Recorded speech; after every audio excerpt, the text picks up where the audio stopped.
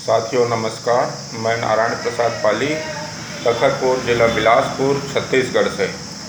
आज हम आपसे विशेष निवेदन करेंगे। जैसा कि आप सबको ज्ञात है कि इन दिनों संपूर्ण राष्ट्र और विश्व के अनेक देश वैश्विक महामारी कोविड-19 से प्रभावित हैं।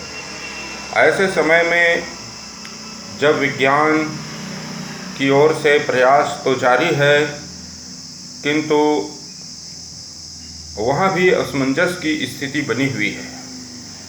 ऐसे स्थिति में योग, आयुर्वेद एवं यज्ञ के माध्यम से हम असाध्य रोगों को भी नियंत्रित करने का प्रयास ऋषियों के बताए हुए सूत्रों के आधार पर कैसे करें, इस विषय पर लगातार योग ऋषि परम पूजनीय स्वामी रामदेव जी, पतंजलि योगपीठ हरिद्वार और अखिल विश्व गायत्री परिवार शांति कुंज हरिद्वार के डॉक्टर प्रणव पंड्या जी,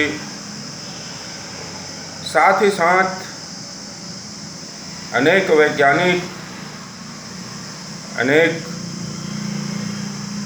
विशेषज्ञ लोग इस कार्य में जुटे हुए हैं। स्वामी जी ने जहां योग और आयुर्वेद को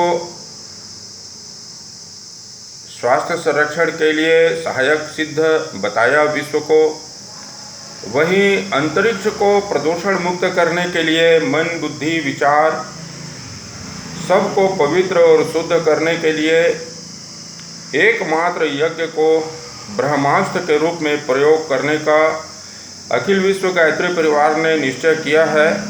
और वह है 26 मई को एक साथ भारत सहित विश्व के अनेक देशों में एक समय पर एक साथ गायत्री महायज्ञ का अनुष्ठान और प्रयोग किया जाएगा। विश्व स्तरीय समाधान शमन के लिए, रोगों के निवारण के लिए, लोगों के उज्जवल भविष्य के लिए प्रतिदिन 6:20 से गायत्री महामंत्र का जप अनुष्ठान निरंतर योग तीर्थ शांति कुंज हरिद्वार में किया जा रहा है। साथियों, यह तो निश्चित है कि योग और यज्ञ व्यक्ति को न केवल शारीरिक रूप से स्वस्थ बनाते हैं, बल्कि मानसिक रूप से, आध्यात्मिक रूप से भी शुद्ध, पवित्र और निरोगी बनाते हैं। आज भारत की ओर विश्व बड़ी उम्मीद के साथ मुंह ताक रहा है और ऐसे समय में पूरे दावे के साथ, पूरे विश्वास के साथ, पूरे आत्म बल के साथ स्वामी रामदेव जी और डॉक्टर प्रणव पंड्या जी और उनके विशेष अनेक सहयोगी साथी निरंतर लोगों का आत्मबल बढ़ाने के लिए प्रयत्नशील हैं। मैं आप सभी को सत सत नमन करता हूँ। परम पूज्य गुरुदेव जी दशकों से कहते आ रहे हैं कि सावधान, युग बदल रहा है। युग परिवर्तन की प्रक्रिया तीव्रतर हो रही है। जिन लोगों ने समझा, योग का आश्रय लिया, आयुर्वेद का आश्रय लिया, यज्ञ का आश्रय लिया, उनमें ऐसी बीमारियां न्यूनतम ही है, नहीं के बराबर है। परम पूजनीय स्वामी जी ने योग शिविरों के माध्यम से अनेक ऐसे आसन, प्राणायाम, सूक्ष्म व्यायाम बताए हैं, जिनके माध्यम से हम अपने रोग प्रतिरोधक क्षमता को बढ़ा सकते हैं। खान पान के माध्यम से अपने शरीर को स्वस्थ रख सकते हैं। इसी तरह अश्वमेध यज्ञ श्रृंखला के माध्यम से वातावरण का परिशोधन शांति कुंज हरिद्वार के तत्वाधान में किया गया।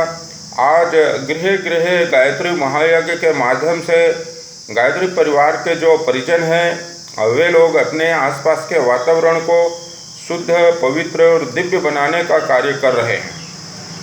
बहुत बहुत मैं आप सभी को साधुवाद देता हूँ।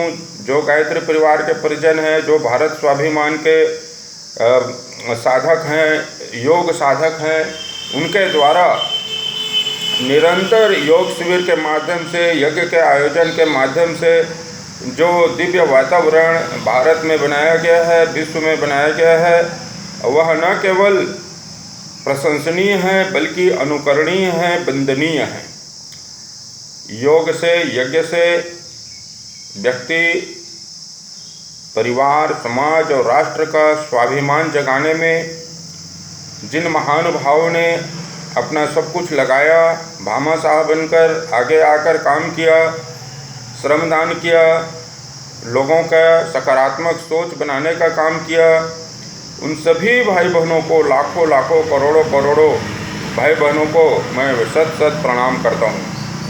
और आप भारतवासियों से निवेदन करता हूँ कि प्रतिदिन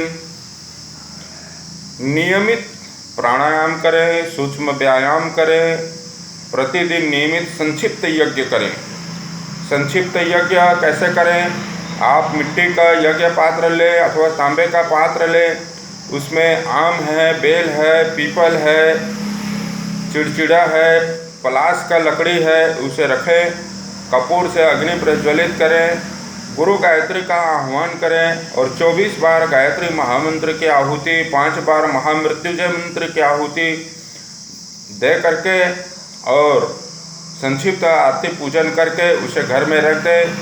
उसका धूम्र चारों ओर फैलेगा और दिव्य वातावरण निर्मित करने में सहायक सिद्ध होगा।